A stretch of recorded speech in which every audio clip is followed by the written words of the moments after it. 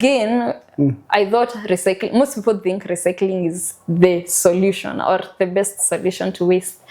But it's really not, because out of all the waste produced in the world, it's only 7% or less than 9% that is recycled, which basically tells you 93% of waste bado iko out there. Inatupwa, inakuwa littered, landfills uko Dandora. Man, that place is disgusting. I'm sorry, but that place hata binadamu hafai kuishi. So that's what your motivation to now organize this. Is this an event or it's a continuous? It's something that I can't say it's an event, but it's a cleanup. I think it's a cleanup event. Yeah. Do you have a date? That's when nasema watu wani DM, nataka kufanya like a few, nilete vitu pamoja, nijue tuko wangapi, so that I can know the number of gloves, the number of masks, because again we have to wear protective gears. And then tukienda, if the day will be good, we now go back again, we do some cleanups tena. Tuta make sure City Park imekaa vizuri. Kabisa. City Park itawaka juu yetu. Yes. Yeah. Nairobi is not working, that's the truth. So you unafanya kama wewe ama kama ofisini? I'm an individual. That's why I'm trying to like, movement, eh? This is mine. I'm trying to like. So you're calling out there wale watu wenye wako support mambo ya environments wako join kwa DM yako utawapatia your handle by.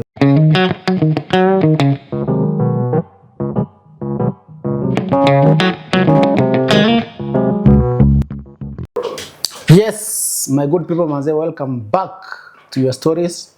Mimi naitwa Stema G. Kama kawa manze, wale wenye mmekuwa around mnajua vile si ufanya. Tuna host wageni wanatuambia stories zao. Tunasikiza manze. Zingine ni deep, tunashangaa tufanyaje. Zingine tunasikiza tuna learn au sio manze. Na kama wewe ni mgeni, karibu sana manze. Make sure ume stick up to the end, umesikiza episode, niko sure inaenda kuwa kali. Na pia usikize episodes zingine tumeshoot by the way. Tumeshoot episode mingi sana. Tumecollect hapa I think ni kama we are creating literature. Wow. Because stories za watu hapa ziko mingi kwa hii podcast manze. Kuja msikize. Back usikize manze. Na pia usikize hii ya leo. So kama kawa acha nije mgeni ajiintroduce, atuambie stories zake. Hii amjasikiza kwingine, amjaisikia. Sindio? Sindio. Asaseni, my name is Njeri. That's my name, like hiyo ndo utanipata nayo kila mahali. Kwa M-Pesa. Kwa M-Pesa ni Winnie Njeri. Usi confuse.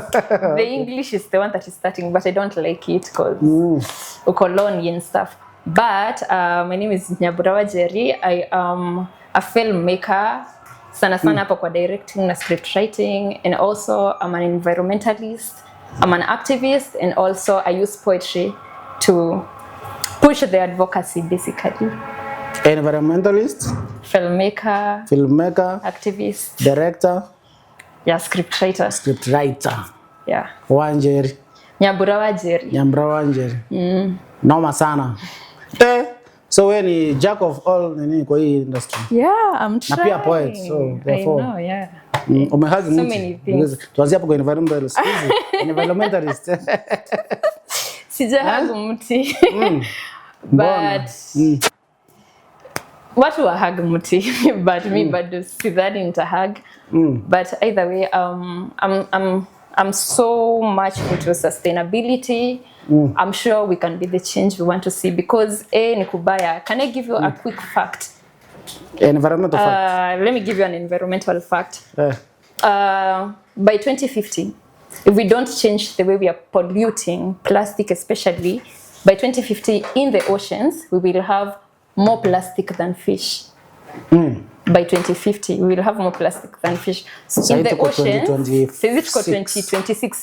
So those are 23 years from now. 24 years from now. Yeah. Hatutakuwa na fish kwa ocean. Hatutakuwa na as many fish as we have, and also most of the 80% of the waste in the oceans zinakuanga plastic waste, which means sisi ndo tunaharibu, sisi ndo tunajiharibia. So you can imagine hizo fish zitakuwa kidogo na bado hazitakuwa as healthy. So it's upon us to take care of ourselves and the generations to come. Yeah, I watched a documentary. Niko sure unaijua pale Netflix.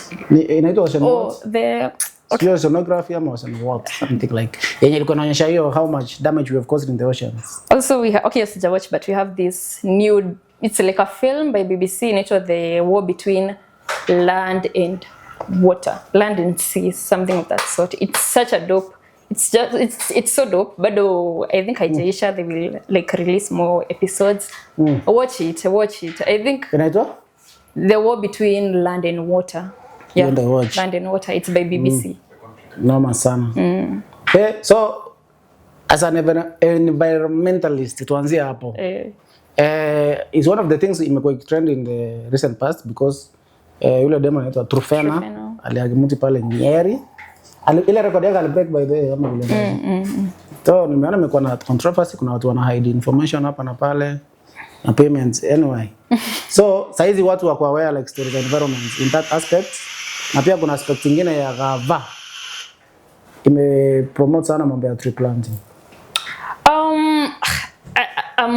When it comes to environment and the government of Kenya, to be honest, I don't think those are two things that zinapatananga. Yeah, that's why I want to ask your opinion. So there is point mili. Since umeanzia kwa gava, tuanzie hapo kwa gava. So gava imekuwa na hiyo tree planting imesema by SG which year we need to print how many trees. I don't remember the numbers. Now we have seen the CSS, we have seen the presidents wakifanya parastatos, wakifanya tree planting. What's your opinion from your perspective? My opinion is that huwezi kuwa unakata miti na unapanda miti, if that makes sense, because a tree that is already grown ndio iko na much benefit to the planet than ako kamti kadogo. It's okay, we can plant trees every day, but what's the benefit of planting trees only for them to be cut down by someone who just wants to eat the money? Like people are just doing it for individual gains. So low-key, it makes sense, and we all know our government na story mingi. We do know them. They never really mean what they are saying. So me, RS wachukulia serious. I think it's just a story. They brought it in because, again, it was trending at that moment, but we all do know it won't happen. Okay, kuna story na carbon credits. Ilo ukipanda miti mingi, nini, you get some money. Maybe you feel that's the motivation you have. Okay, my issue, I don't have an issue with people planting trees because I even want to like start doing a lot of tree planting. But my issue is you're killing what we already have. But you want to push the agenda of birthing more. What's the essence of kulea mtoto akifika 4 years unamuua? Sioni essence yake. So you cannot kill. Maybe now the good question to ask you is what is your vision kwa nini? What are you working on kwa hii environment? What's your agenda? What nini?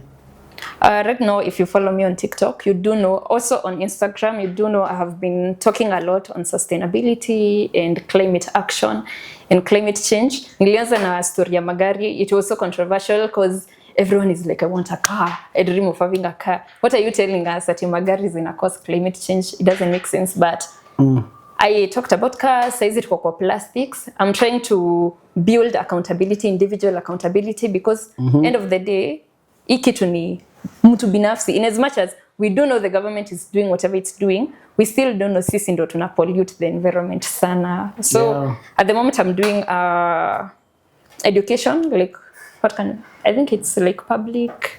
Civic education, sort of civic education. Also, I work in a waste management company, and also, so basically what I'm doing right now kwa ground ni hiyo kufunza watu. And also, if you want, uende kwa messages zangu, you can DM me, and then I'm doing we are going to clean up City Park. Nitawapea dates, just like a DM, and then I'll give you more info. Tuende tukafanya clean up City Park. Because it's too dirty. So nataka kusikia agenda zenu kwa environment, because environmental activism is so wide. So we mention plastics. We mention pollution ya magari. So what are you telling the public to do or not to do? The public actually sisi ndo. Unajua government was it in 2013 when the plastic were banned, the plastic bags, they were banned. But saa hizi mimi naendanga duka nikibai mandazi anakuwekea kwa plastic bag. Watu wajaba, we see you use plastic bags a lot. You are polluting a lot. Sasa si ndani ya plastic ni wanatumia plastic na bado wanakula. Na bado wanabai maji ya chupa za plastic. Na bado wanakula mimea. Wanakula mogoka utoto. Okay, you're doing a lot. Wakula plants. It's okay, you can eat the plants. Actually, I'm a vegetarian. I advocate for plant eating. But the paper bag, mwende mweke kwa hizi packaging za carton. Ama wake kwa gazeti vile walikuwa. Ama kwa gazeti actually. Mimi hiyo paper ya black sijui hata mnatoanga wapi because it's even illegal to have it. So sisi wenyewe, in as much as we are calling the government for the bigger things, sisi as individuals. But now the other countries, called developed countries, hawaja ban plastic bags. They should. So why are we banning? Because if you travel around, you get papers. They still use those papers as we were banning. Fanya research. No, the reason as to why we are banning plastic bags. Actually, they have been banned in so many countries. The reason as to why we are banning plastic bags is because of the effect they have on the environment. Do you know just their plastic bags? Number one, plastic is so easy to design and to produce. Yeah. And maana zinakuanga mingi sana. Mara mingi ulikuwa unapata ukienda duka you are given for free the plastic bag. Yeah. And of course we do know whenever you're giving something for free how ipeangi value. So how to reuse basically, and the key thing here is to reduce, reuse, recycle. It's a lot of R's. There are 10 of them. So when you're given this plastic bag for free, utatoa chenye unatoa na then witupe. Na hii kitu iko na life cycle with something we call life cycle of different plastics, and a paper bag I'm not so sure if I think it's like 250 years. Iko na life cycle ya so this thing will stay plastic moja. Kabagako kamoja kanaishi for 250 years before kame decompose. Wow, I think that's the longest you need. Actually, it's not the longest because a plastic bottle has 450 years. Plastic bottle? Yeah, ndo maana nawaambia mwache kununua hizo chupa za maji. Ndio, sasa maji tutakunywa wapi? Tuone. Mu refill. Tuone water bottles. Yeah. Yeah, please. Ndio wanatembea na water bottles. Muachane nazo. So nikienda kwa ile duka ya Tom Daktari pale anaweza nirefill maji na refilliwa maji. So I think right now if I was to be like a president or someone who can make like serious decisions, I will ban the selling of water with those plastic bottles and sodas as well. Anything that has that should be banned. Natupa hiyo chupa alafu na kunywa maji. Unavai chupa tano pale. That's why you are here to educate us. Yeah. It's all about educating yourself. Mimi, I was not born an environmentalist. No one is born I was not even concerned. I never cared. Nikikunywa maji kwanza natupa kwa river. Hiyo chupa. So when did you start? So imagine this one day working. I actually started I think 2024. Yeah. Nilikuwa already in the environment sector, but I never knew the depth. And that's where the problem is, because so many people are in the environment sector. You will find people selling waste, but they don't even know the theories or the facts. Yeah, the literature I was already there, but I wasn't as connected to environment. Mimi nilikuwa nafanya kazi juu ya pesa. So mimi sikuwa najali. I was amongst the polluters. And then this one day natupa karatasi. And my friend is like, chukua hiyo karatasi. Your colleague hapo? My friend, my school friend. Tulikuwa tunaenda na yeye tukabai smocha. Nikamaliza nikatupa karatasi. And she's like, okota. And I'm like, wait, what, are you serious? And she's like, okota, it's wrong. Because hiyo kitu kieka hapo haita decompose anytime soon. Itawa hiyo nyasi hapo. And so you're just adding to the problems we have. So no, nikaanza kusoma. You have to send, ujitume. Kazi si kusoma masomo yenye nakupa pesa. It's about kusoma vitu zenye ni necessary, like the common, the basics. Nikaanza kusoma. Nikaanza now kuwa more into and I now want to understand more about these things, and now I know so much. I know enough to like educate people, and I think when I like saizi si umejua kuhusu chupa, even hata kama utawaenda kununua maji tena, at least in your head, exactly in your head you know moja kubwa alafu ndakuwa na refill, labda kwa natembea na kikombe, inafaa hivyo. Hadi soda buy hiyo kubwa every time ya kazi niko unagawa kidogo kidogo. Ama waanze kutengeneza dispensers za masoda by the way. Actually, yeah. Water refilling, it's so big. I've been doing a lot of environmental events. They are not giving out this water. You to maji toka chupa kadogo. They come with a dispenser and they tell you to carry a water bottle, so you go and refill.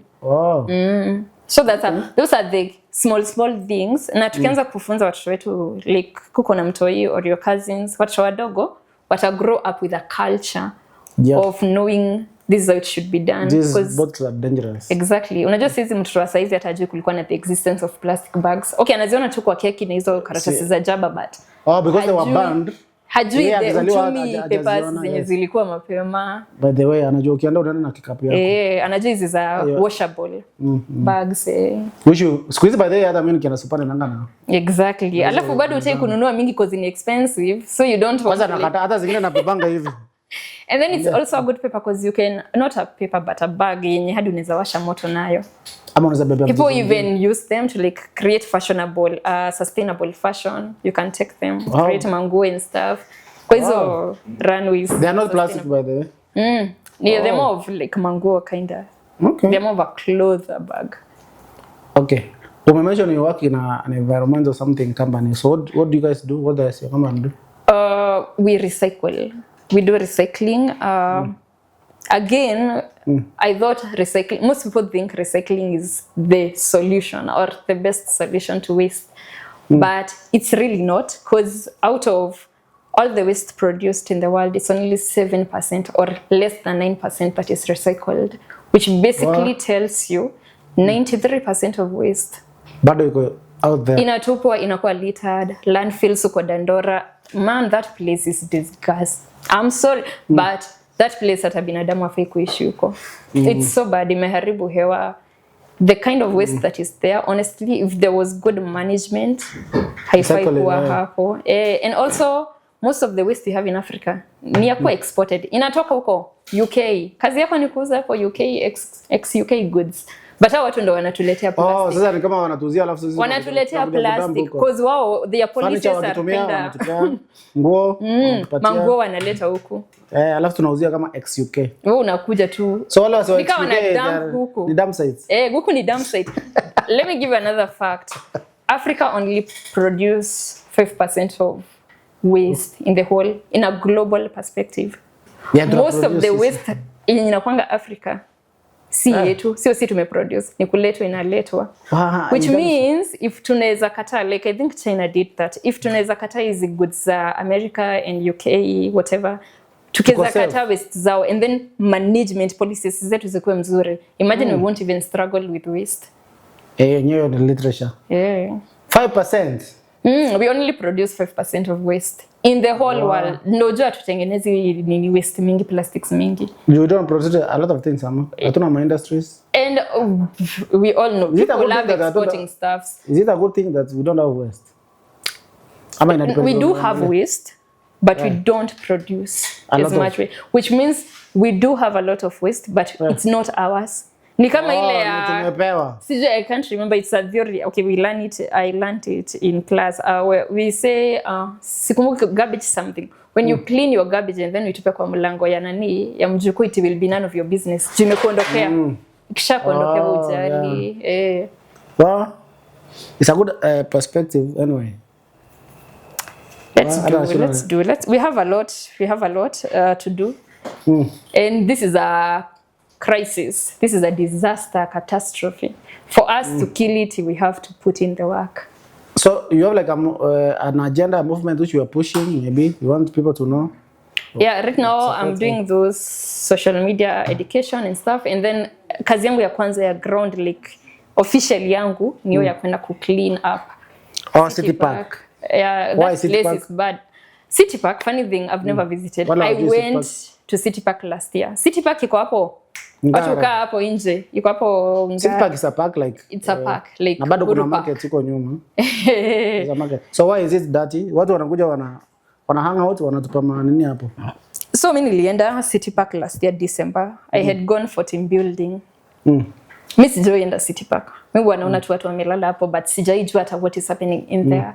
So when we went, you see, immediately I entered, niliona mtu akiuza maji na hizo chupa ndogo ndogo. And already I knew this is fucked up. Because how comes wanaruhusu mtu auze maji hizi za? The small vendors. And they do know watu wakibuy hizi maji watarudi watupe. Hapa tu kwa ground. And the more we are walking, the more I'm realizing actually watu utupatupa huku vitu. And then hadi kwa gate, unajua kuna hii stuff yenye ukienda mahali kwa gate mnaulizwa like what are you carrying? Like a boreta, I think mnaangaliangwa if you're carrying a lot of plastics. mnaambiango mchukue hizo vitu zote kwa pamoja. But City Park haina any sort of management. I don't know what is happening there. It's so dirty. So sisi wenyewe hatuko hadi na bags za kuweka waste yetu tukishamaliza. So I'm amongst the polluters of City Park. My Lord forgive me. Kama zile ziko park manini ya kuweka. Wow, I think wako nazo but then they are taking that serious. Sisi wenyewe kama team hatuko tumebeba our litter bag yenye tutaeka. So mkula ndizi? Hata ndizi kwa sababu ita decompose. Hiyo ni biodegradable. Easy straws we used them. Damn, I left them there. That's so bad. And the rivers there, they are smelling really bad. Huko watu walitoka hadi na mahoma. Yeah, imagine na kuna monkeys huko. Ni mingi sana but tunaziharibia environment yao. So that's what your motivation to now organize this. Is this an event or it's a continuous? It's something that I can't say it's an event, but it's a cleanup. I think it's a cleanup event. Yeah. Do you have a date? That's when nasema watu ni DM nataka kufanya like a few nilete vitu pamoja nijue tuko wangapi so that I can know the number of gloves, the number of masks, because again we have to wear protective gears. And then tukienda, if the day will be good, we now go back again, we do some cleanups tena. Tuta make sure City Park imekaa vizuri. Kabisa. City Park itawaka juu yetu. Yes. Yeah. Nairobi is not working, that's the truth. So you unafanya kama wewe ama kama ofisini? I'm an individual. That's why I'm trying to like movement, this is mine. I'm trying to like. So you're calling out there wale watu wenye wako support mambo ya environments wakujoin kwa DM yako utawapatia your handle by the way. Wakuje alafu muende tufanye clean up. We'll give them a date I'll give them the date and the day basically date. Hata si na mjukuu tutakuja. Mkuje please. I'm trying my best to like. Na kalamu. Usipokuja na kublock. Team yote ya Red Music. Mkuje. We will create a poster. We will tutaandika hapo chini Red Music. Ndo mkuje. Tutafanya podcast kwa City Park. Nice. Mambo ya environment. Watu ndo pesa. Watu ndo ideas. Zinakuja on the spot. It will happen. So handle yenye wanafaa kutafuta masimu. Mtafute Nyabrawa Njeri Instagram and TikTok. Mtafute idea kali sana. I'll create a poster, I'll put it there and then I'll tell you to like DM me bado to like make it easier. Kuwakumbusha basically because I know most people will forget tukiachia hapo. Sawa. Tutakuja sana. Mkuje tufanye usafi. Na tutaacha bado talk to the security guards, we can leave them bags. Actually I do know kuna bins huko. Ni venye it's either hata zichukuliangu waste, zimeharibika. So tusikue tena tuta clean up and then after 2 weeks tena kushaharibika. Actually hata mimi nje hang out City Park so I think it will be my first time. Ukuje utashtuka but tutaiacha kikaa vizuri. Noma sana. So back to Njeri. The filmmaker. Mambo ya environment. Tushasikiza so. Mshasikia. Hizi talents zingine. Yeah, I'm a filmmaker. I have a production. It's called Filmsat Production. It's called Filmsat Production.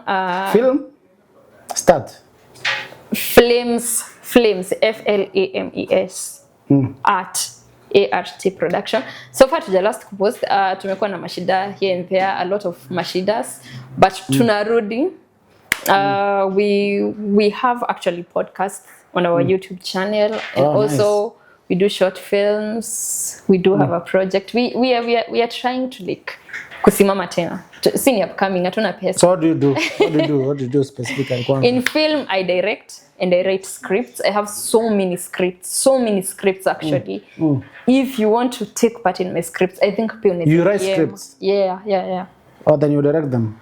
Yeah, I direct them as well. What have you done already? Maybe we just out there.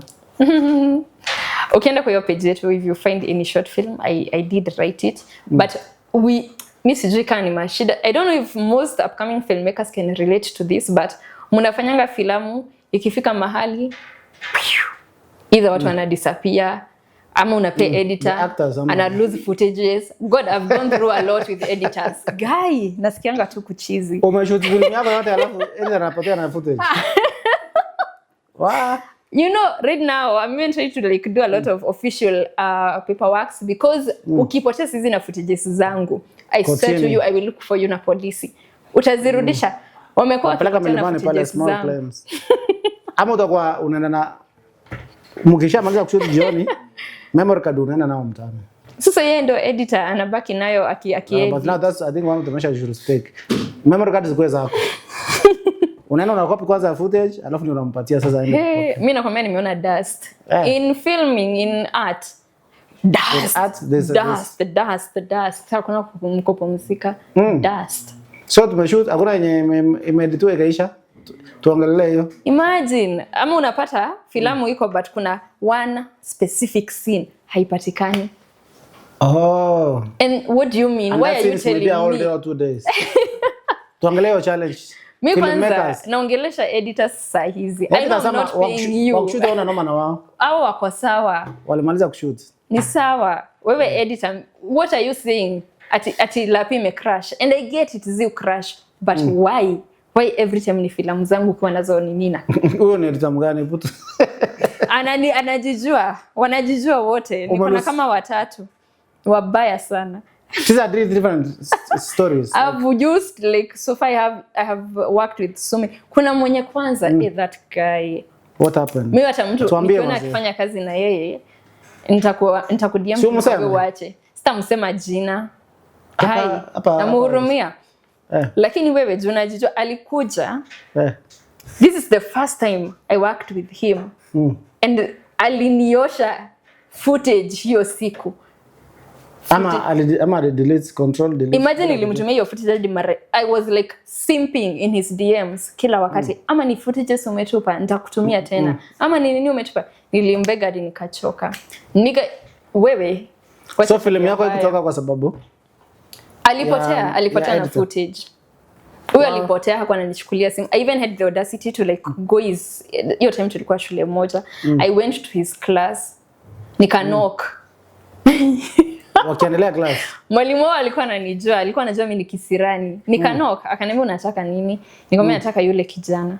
Akona footage zangu. Akamwambia hebu toka muongee na Nyambura. And he's like nitakutumia jioni. Hakuwaituma nikachoka. And mwishowe nikamwambia you stay with it. It's gonna benefit you or anything. Wow. So hiyo ni mambo na team. Wamekulet down. Yeah, a lot, but also I kind of feel it was a learning lesson. Kuna this post I saw saying if you have tried doing a feature film, hiyo ni shule huko. We just know that's a whole mambo itakuwa. Those are like umeenda shule, hiyo ni shule unasoma, juu vituko utaona. Guy, karibu hadi nipate depression. Because things are not just working and then unajipush. Hata mimi nisha shoot video kama 3 alafu footage kapata za muziki. And I've never released that song. Washunakuuliza. Especially for me because now I'm the director. So most people like you have to answer to so many people. And so uliita actor akajitolea the whole day. Kuja. Actors, yeah. Oi anakuuliza, "Kai kwani ile filamu ilienda wapi?" Na pengine alikuwa amejitolea kwa mamlipa. Alijitolea bure. Alikuwa anataka hii content ndio at least atumie kujisukuma. Go viral nayo. Na vile amejitolea ku nini character yake yote hapo. Imagine my latest film I did it December. I wanted to do a film to do with Christmas skating. It had a name. I'm hoping I'll shoot it again this year. And then the producer akanionyesha dust pia. Hakutoka. Alikuja na boom mic he record. So tulikuwa na filamu the videos but zero sound. I'm like I think it was also recklessness. Recklessness, a lot of mtu tu ajali. Hakuambia unajua niko sure yeye notice mapema. Alikuwa anajua si alinitumia hiyo siku alinitumia tu. Na bado mkashoot tu. Akawashoot tu. Madirector bana. Damn. Unashoot tu the whole day na unajua una sound. Imagine. Si akakwambia uende ununue mic. Na time ya lunch na hepa hadi kutubuya lunch. I had to go back in my pocket and buy watu food. And then jioni naenda napata tatu na sound. Kai. Uko na picha. It's so heartbreaking. Tuko na picha. Aje actor in text juzi ananiuliza iko wapi, nikamwambia wewe tuko na video. Kuna kasnippet fulani acha nikutumie. Ananiuliza iko wapi sauti yangu sisikii. Vya wangori. Ni mbaya. Ulimwexplain pia uta understand. Ataelewa juu hata na option, but I think it's just heartbreak. And then inafanya lose trust na actors. But then now next time ukoita watakuja kweli? Itabidi like kumconvince umbeg, but for the most part hawarudingi cause yenyewe unatubeba ufala. So production is very important for film. Dangerous. But it's fun. I think you learn a lot, especially about people. People are just bad people. We do have some who are nice in the industry. Yeah. Kuna wale wazuri, kuna wale challenges. Ukiitwa set ufiki on time, bro, guy. Logistics, huh? I know. I think film is the most difficult thing to shoot, huh? It's so difficult, especially when you're not paying people. I think that's again where the idea of money comes in, because I think when I'm paying you, I can hold you accountable. Niko na hiyo, nitakuwa na hiyo nguvu ya kukelelesha, mbona yuko set, nini. But when you're not having money, you're doing a low budget, I think it takes people with ethics and morals and values to like pull up on time and deliver. Kuna beshangu alikuwa ananiambia pia watu wako na talent, wako na kasumba. The most difficult superstars. Mimi nawaitanga superstar. Ukikuja kwa set yangu ukiwa superstar, man wewe. Dealing with this difficult. But anyway, sasa you are a writer, tunaweza ongelea hiyo. Yeah. Ukiandika what do you want to achieve with your writing? What are you communicating? Topic gani? Okay, so again, as I said in the beginning, I'm an activist. So most of my write-ups zinakwanga either they are calling out a certain thing. I'm also against capitalism. You will notice there's a lot of capitalist. I don't think it's favoring human beings. Right, yeah, capitalism. What were you saying? Basically, I try to show people, the reality of the current society we are living in. We are living in a capitalist society. And so far, reality is logical. In a logical manner, we can all see it's not dehumanizing people. It's not working. The capitalist system is just so the elite class. Mnakubaliana because Juzi Ruto is against capitalism. He mentioned it. He said he's for this country he said like for the Singapore, Singapore. Hello. Singapore, it works because kidogo capitalism was more socialist. It's more of a socialist. Alisema ndio kitu work kidogo inahitaji dictator kidogo. Sasa shida ya because you are against capitalism, meaning you are a socialist. I'm a communist. I'm a communist. Yeah. Wewe mtu wa utawala. Mimi ni mtu wa the community. We can work as a community. Yake ilikuwa socialism. Nyerere, Mwalimu Nyerere wa Tanzania. People say use him ujama. Watu wanamtumianga sana kusema communism cannot work. But I'm like, have you tried it? Have you seen it? Na ile ya Russia ni? Ya Russia, yakina Putin, hiyo ni capitalism. Na China? China, it's more of communism and capitalism. They are kind of both. Wanika wanatumia zote, but it's like a modern, and I think that's why even China has grown so much. It's not like a fully capitalist country. So Kenya, what approach do you think to take it will work?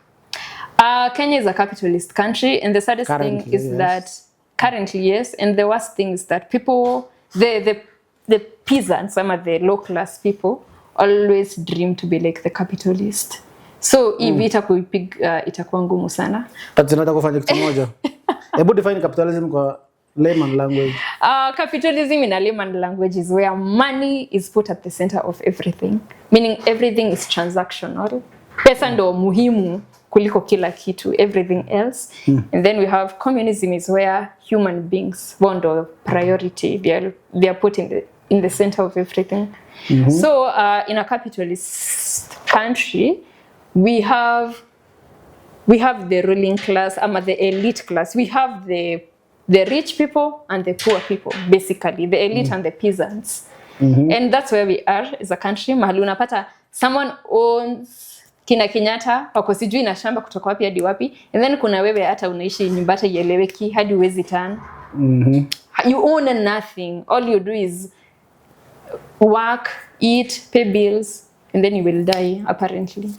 So an ideal situation yenye maybe you are pushing for, because you must have a goal, unaweza prefer iko aje our country? I wish we were communist.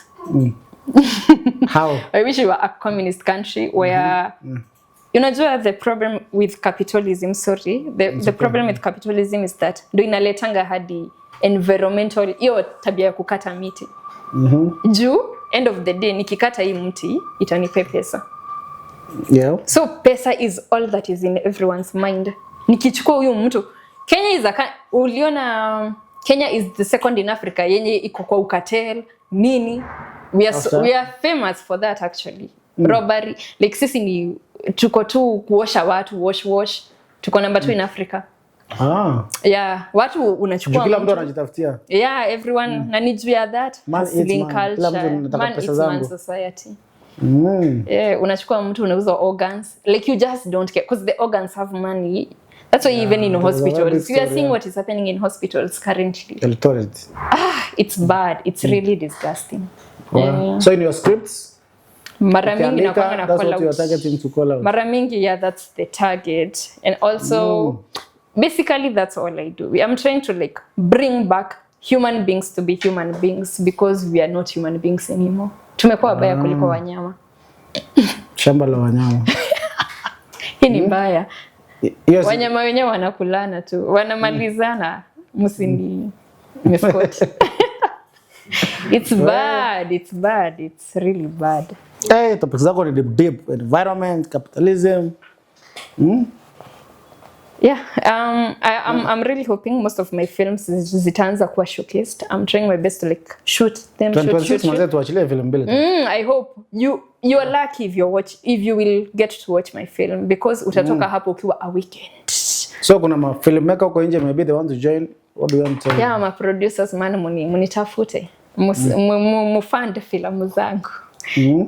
But watu wajitolee na equipment. Mkuja na actors. Communism, that's how it works. Wewe kama uko na equipment unakuja nayo, nani kama uko na talent anakuja nayo, wewe kama uko na locations, ideas. That's how communism works. Sisi kila mtu anakuja na chenye yako nacho and then we shoot this film and we will all benefit from it end of the day. So unasikia? Mchangie sisi kwa sisi. But you can start doing that in art. In art. Sisi kwa sisi. But nakasumba za wasanii. I know. Sasa tukuja tu wasanii wa university. Ikifika time yako wanakughost. That's the problem. I like to see. Afadhali urudishe mafans. Because ya wasanii kidogo ita take long.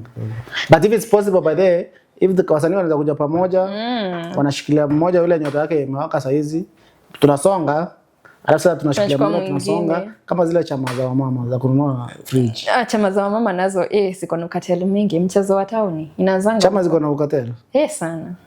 Mimi nishaingia kwa chama hadi I was like bro. Hauko kununuliwa fridge?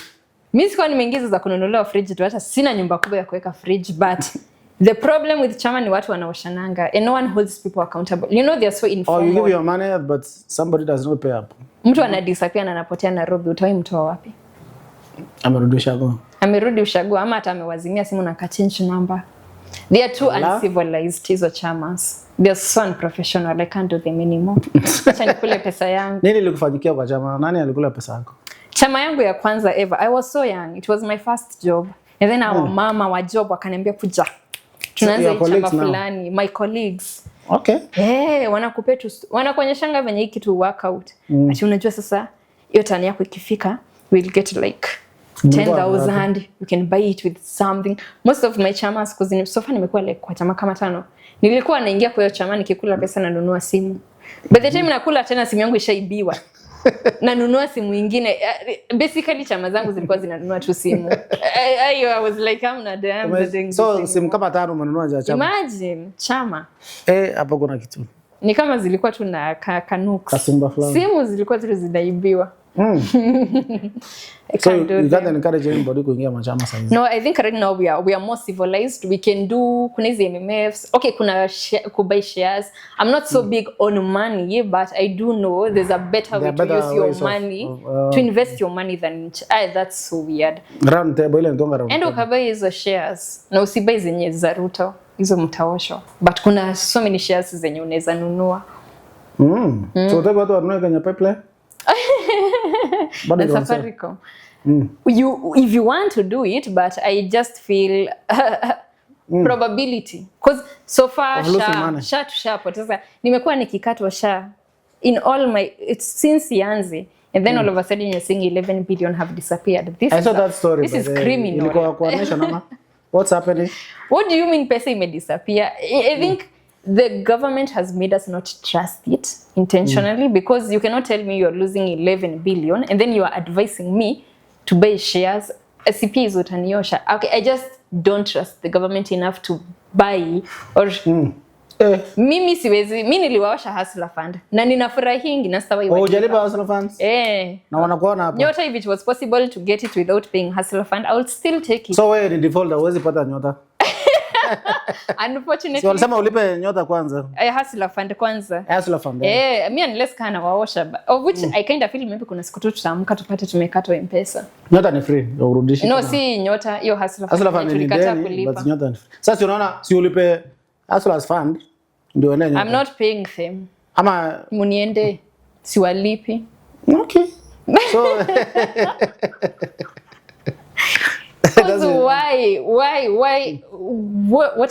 how am I going to pay you and I don't have even access to money? The most I can do with the money that I have is eat and fare. Sasa mimi nitawatolea wapi 2000 ni walipe nyiko endeni siwalipi. But what do you think about nyota in nyota general? Ni scam. Oh, is it going to help? People are taking money. Okay, which 50,000 I don't think any business. But it's free money. Free money cannot be a scam. Free money, take it and eat it. Unajua the problem is nyota ukisikia idea yao inakuja ikusaidie uanze biashara. To be honest, in Kenya biashara gani utaanza na 50k? Hey. Ukianunua bel kama 3-4 pale. Nani anavaa mask saa hizi? Si za mask. Bel ya nini? Hata for example ya viatu. Sasa acha nikwambie niko na biashara by the way. I have a business page inaitwa Nyambura Wears. Nilijaribu kuuza manguo lakini watu hawana pesa. Mtu pesa zenye anapata nifuta atanunua maningo zangu atanunua. Mwishowe nilivaa stock. No one is buying. Imagine a whole month. No one has bought. Wow, kwani ulikuwa expensive aje? What I was not even I was so good. Like my payments were so good.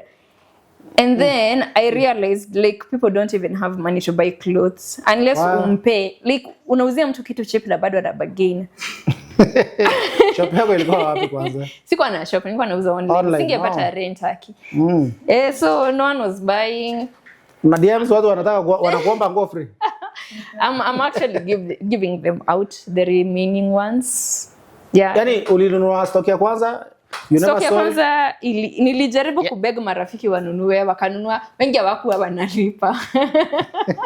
Wana promise. Nyambura. Apparently most people wako na madeni. Watu wanakopa nguo. Hebu mlipe. It's bad. Wanjeri mlipe mwanzo. Mlipe. Watu wanakopa. Ndio hizo umedunga nini? Yeah, this short is no hii niligiftiwa. But I do wear them. And they are good. You can even go to my page. They are very legit clothes.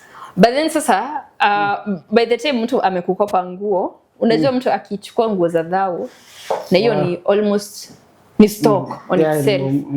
Ushanimalizia biashara. Umechukua profit yote. Sasa biashara ni ngumu, watu wanafunga maduka siku hizi because you don't even have rent. Sasa mimi biashara ngori. Nikaona tu acha nikule zaidi. So hizi nyota hizi watu wanachukua. Wewe nyota chukua tu. Kulikuwa na Meru, Kisii, Nyeri washachukua hiyo pesa. Hata mimi najua watu wamechukua but walikula tu. Unajua the minute you give someone 50,000 unapata already akona loans. Hizi loan apps za simu. Mingi. Simu inafungwa jioni. So analipia simu full sahi. Kuna hiyo ya simu, kuna hizi apps zenye ziko kwa simu. I have used some of the loan apps. The loan apps unapata mtu amechukua uko madeni like loan apps ni mingi, watu wanachukua tu pesa. So kama ikilipa tu do zinaenda tu. Zote zinalipa deni. Hadi unapata mtu kwa shop anakopanga sukari. That's how damaged the society is. Mtu anakopa sukari, majani, the basics things. So hata akipata 50k akianza me right now you want to help me, give me over 100k. Ukinipe less 50 yende kwa madeni. Yote nina kwa madeni. At least as a 50 ya juu ni back float. Ya kukuta negative. And we all do know even an M-Pesa shop you can't start with 50k. No, that was you can't. Some money. Ukiamua smocha. Okay, hizi biashara. Smocha sio ni 5k kwa sawa. But ile kitu ya smocha yenyewe ile ni utakula hiyo stock yako. Nani atanunua? Smocha ni 80 bob. Smocha watu ununua. Watu ununua but iko na class. Not everyone can afford smocha. 80 bob smocha iko na class. Smocha ni 80. 80 hero kanunue. Mtu anaopt tu kununua unga ya ugali. It's bad. Smocha ni 80. Smocha ni 80 ama 70. Na kilo moja ya ugali ni 80. Sijui ni 80 ama ni 65 bob. Ni 65. So smocha ni expensive kuliko unga ya ugali. Nyinyi watu kwani mnanunua unga? Kuna wenye hadi wananunua so. Smocha? No, si smocha, the nini? Unga 1 kg. Unga ni expensive. Yeah, everything is so expensive right now. Ni mbaya. So smocha kuma ni expert. Smocha iko na class by the way. Ni wasi wako na ndoni wanakulanga smocha. Unajua mapema ningechukua like this whole group crew nibaie kila mtu smocha. Tungebaia kila mzee smocha. Saizi uwezi. Wow. Imagine kubaia watu 10 smocha. 800. Imeenda hivyo. Mimi ukinipa 800 kama ni unga itakuwa imefika 600. So baada ya kubai smocha hapa kila mtu ataenda na unga moja. Na atakula siku 2 siku 3. Hadi smoky ni 40 bob. Everything is expensive. Smoky is fat 40 bob. Saizi guy na mtura ile affordable zaidi pesa gani? Nini yo? Mtura. I do it mutura but I don't do meat. So siku hizi hakuna mtura 10 bob. Mutura kuna ya 20. Sijui kama kuna 20. Sijui kama kuna ya 10. Sidhani kuna ya kobo. I don't think so. Everything is expensive right now. Like nimeona dem fulani hapa anafanya video ya kuongelea how Colgate imekuwa expensive. Dawa za meno. And she's like, me I'll go to Tigard. Tigard ilikuwa 50 bob, I think saizi ni 60 ama 70, I don't know. Pia imepanda. I don't. Turuji kwa vegetables zile mkombero chapa tu. So surely we need our breath ikuwe sawa. But dawa ya meno ni expensive. I don't even know why it's so expensive. Dawa ya meno, sabuni, like the most basic thing, lotion. Damn, it's hard. It's expensive to do self-care. Huko na demo, wewe msurprise tu na vitu za self-care. Hata kubuka milele. Kuna package ile. Buy tu your package. It's so necessary. I don't know what it's called but it's like a gift. It's like wrapped. Iko na kila kitu. Wow. Mpe watu deodorant. Muwabaie. Ndio maana watu wananuka. Na hii jua kwanza ya January. Tunulie watu maji. Guy. Wow. It's expensive. Things are so expensive right now. It's too expensive. Yeah, that's a very good perspective. I think nguo ni cheap kuliko chakula. Actually come buy my clothes. Juu nguo yangu ni cheap kuliko hiyo dawa ya Colgate. Ya Colgate. So kavaa vizuri. Colgate ile ndogo ni how much is but I need to check. Wewe mimi hata sijui but I do know it's expensive. It's hella expensive. Hizo ni kilo 2 za unga. Imagine. So ni utakula ama utanini? I think the economy is so bad. Mimi najilea. Okay, serious but I'm only responsible for myself. Mimi ndo tu najia. Sina mtu mwingine naangalia. Na bado I can't afford my life. Wow. Na unaniambia ni sijui ni zaya ama sina pesa. Hutaki kuashiria nini kama junior? Hapana, school is expensive. Mimi niliona watoto vitu wananunua wakienda shule nikashtuka tu. Unajua nini PP1 ni expect kuliko form 1. I know, like what do you mean textbooks are not recyclable? Ile za kukala ni expect. Textbooks hizo unaandikia ndani. Wacha waishe mtu shule umintroduce form 1 direct. Watamuitikia. I think saizi watu wafanye tu homeschooling. Let's normalize homeschooling. You cannot tell me you cannot reuse a textbook. It's a textbook. Why? Mbona unaambia mtoto aandike ndani textbook? Ndio isisaidie mtoto mdogo. Isikuwe reused by huyo mwingine. It's bad. Ndio tena next year tena ubai nyingine. Sasa next year uko na mtoto mwenye kwa nyuma yake. Akijoin class atachukua zake. Wanafanya ndani ya textbook. Wanafanya assignments. It's crazy. Uniform is expensive. Imeweza kukubaliana. You see, so busy uwezi patia mtu mwingine ile kitabu ilikuwa na textbooks are not reusable right now. Wow. I know, it's crazy. Uniforms saizi tunajua like uniform mtoto sijua akifika class 6 akijoin junior uniform ni different. Ina change. And uniform is so expensive because pia mashule zimeanza ukatel ndani. They overcharge everything. But Ruto anasema juzi huizo watoto uniform mtu aende Yo, msi, acha kelele mob. Unaongea mob but nothing is working on the ground. Utapeleka aje mtoto shule bila nguo? Unaweza lipa school fees, lakini kama una uniform unakataliwa kwa gate. Do you know ukipeleka mtoto shule bila uniform si anarudi home? Okay. What alafu atasoma aje ukimwambia vitabu hana uniform? Wacha aende na uniform akose vitabu ashie na mwenzake. Sasa ukimaliza class 6, grade 6. Junior secondary 2-3 years. So ile uniform bado ni mpya. Uniform ni mpya. Tena waachana nayo. Tena uende senior secondary tena ununue uniform. Uniform nyingine. Like it's hard. Si watoto tu hiyo story ya uniform, watu wanaenda tu chuo. I kind of feel abolishing uniform because people have been talking about it so much on X. I think uniform with the Kenya we live in where police just everyone. I kind of feel uniform inaeka watoto protected. Inaokelewa because at least you know this is a child. So fai kumshika and stuff. Na pia kuna family kama mimi I grew up hatakuwa na nguo. Ile nguo mpya tulikuwa ngana nayo ni uniform. So kuna wase ukiambia sasa msikuja na uniform kuja na zanta. Kwa abolish uniform I think itakuwa normal. In a third world country because mimi nishaenda church na uniform. Ushaenda church na uniform? Because ora ngoja church nguo uniform ndio mpya. So nenda nayo. So ungesema tuende chuo bila uniform. Ni mbaya. I think in a third world country kukaa bila uniform haita make sense, but textbooks should be reusable, and I think I'll start that campaign. A hashtag textbook should be reusable. Hadi fikie Ruto ama nataka to hack textbook hadi alete change. It's bad. Niliona huyu mwalimu alikuwa na hug table kwa staff room hadi watengenezewe to hack textbooks. Tuseme tumekata nazo hadi. But na hii mambo ya technology because niliona kuna governor juzi alikuwa na buy ma TV kwa every classroom kwa account yake. So si textbook iko projected pale. I know, honestly, like I think tunapenda kujifanya it's a TV. Alafu kifunzwa page, alafu na projectia, na copy. We are in a technological world, but bado watu wanataka kufanya vitu. Wala wasema kuna textbook by the way. Hebu tafuta biashara zingine mko serious azini. Because hiyo kazi ni ukatel. Mimi nakwambia hiyo kazi ni ukatel. Hiyo kazi ya vitabu ni ukatel tupo. Everything is too expensive. Hizo ni karatasi man. Munatengeneza na hizo miti mnakatakata na bado mnauzia watu expensive. Mtumalizie hewa, mtumalizie masomo. Sasa hebu nikuulize umesema stories za kukata. Utaki watu wakata miti machwa? No. Let's cut miti. Tutatumia nini mbao kutengeneza meza? Mbao we can always find, there's always subsidies in everything, every material. Says we have people using bamboo.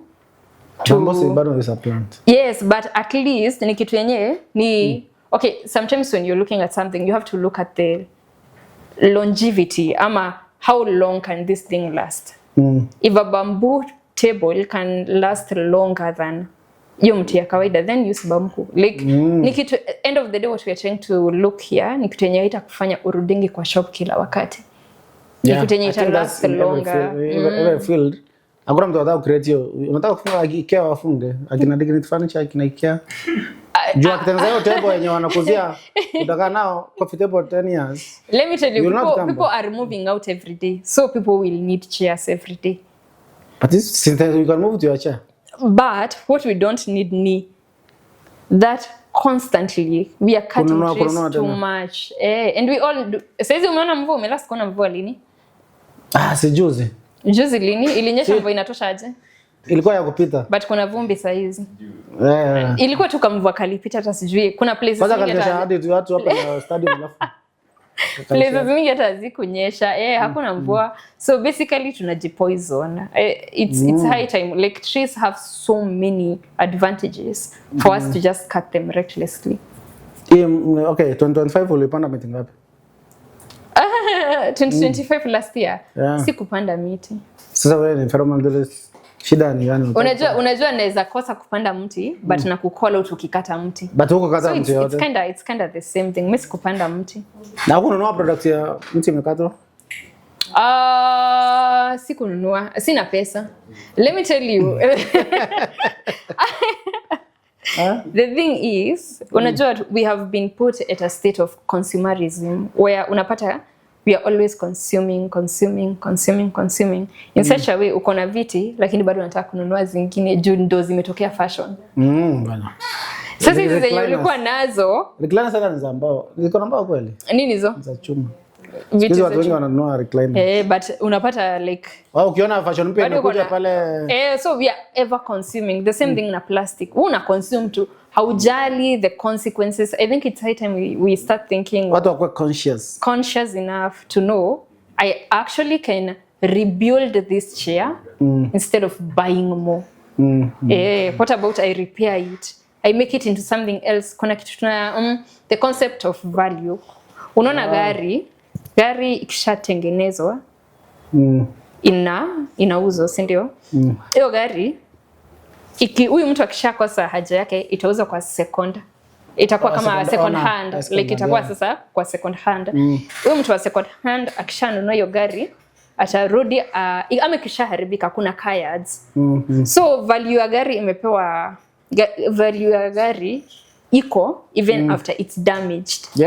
Unaona, cause ikishapelekwa kwa yard wata separate those different whatever. So tumepatia gari so much value kuliko. No, it's okay. I'm trying to bring in the concept of value, trying to show you everything can have value. Okay, fine. Hiyo kiti imeharibika.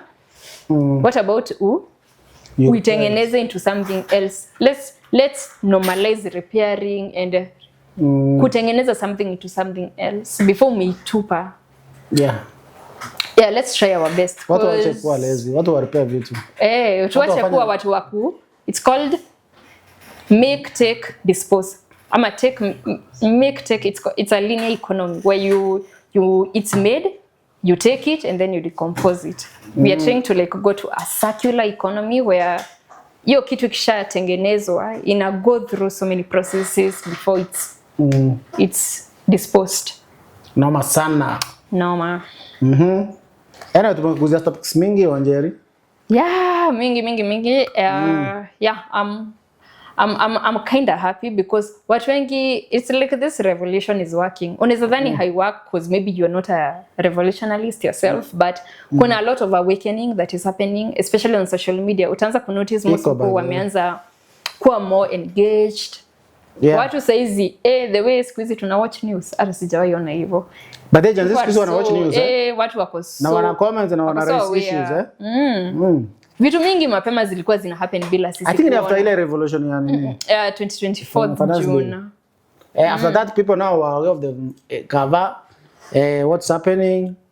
Maswali yanaulizwa sasa mpaka siku hizi niliona story ya ama magavana wa Wajir Mandera walikuwa wanauliza maswali. Wametrend mbaya sana. Wametrend vibaya. Hata kuna case fulani watu walikuwa wamewatch. Siku hizi inawatchiwa mbaya. Msea aliulizwa hizo do ulipeleka wapi, akasema alienda kupanda seedlings. Seedlings gani? Akasema maize na beans. Wapi? Sijui along I am river. Yuko tuna trans hizi. Unajua the best thing hizi. Mahindi ipanwanga na seedlings. Unaona msea hata ajui mahindi inapandwa. Ajui, hajali. Nasikia mtu ati alijenga gate ya shule na sijui how many millions, bro, acha kutucheza. Like saizi our eyes are on them. In as much as they are stealing, bado wanajua tunawaangalia. Mapema hakuna mtu alikuwa. And that's why everyone say, government ya Uhuru ilikuwa mzuri. Bro, ni jamko mna watch news. We were not involved. And people were not alert, People were not alert, and that's why most things. Hiyo time ya Uhuru, I think most people who were calling out the government watu walikuwa wanaita tu watu wa kelele.